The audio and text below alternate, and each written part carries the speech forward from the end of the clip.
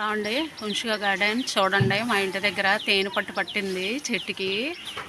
ఇది సర్పాల పువ్వుల చెట్టు, శివుడికి ఇష్టమైన పువ్వులు ఇవి. ఆ చెట్టుకి పట్టింది చూడండి, కనబడట్లేదు, ఇలా దూరంగా కనిపిస్తుంది. ఇది చాలా బాగుంది. అసలు ఇంటి దగ్గర తేనె పట్టు పట్టడం చూడండి ఎంత బాగుందో.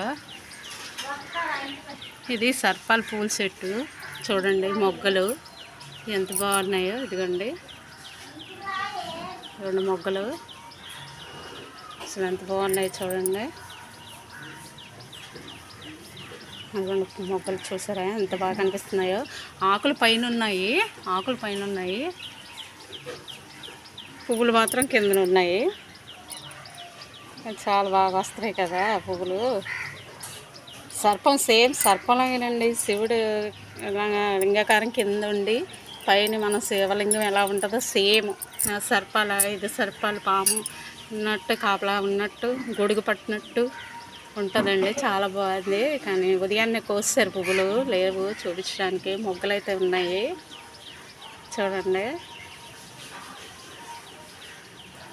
ఇది మారేడు చెట్టు చూడండి, ఎంతోమంది కోసుకెళ్తుంటారు ఈ ఆకులు. చాలామంది పూజకి పట్టుకెళ్తారు ఈ ఆకులు.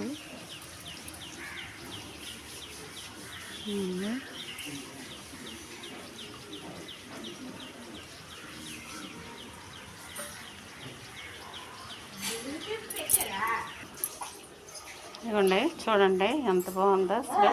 ఇదిగోండి ఇదిగో శివలింగం కింద ఇక సర్పం చూడండి ఎంత బాగుందో ఈ పువ్వు.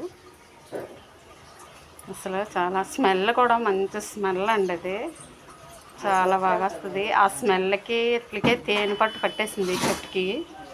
కానీ వాళ్ళు అలా ఉంచారు, ఏం కదపలేదు, బాగా ఉంచారు వీళ్ళు. చూడండి ఎంత బాగుంది అసలు.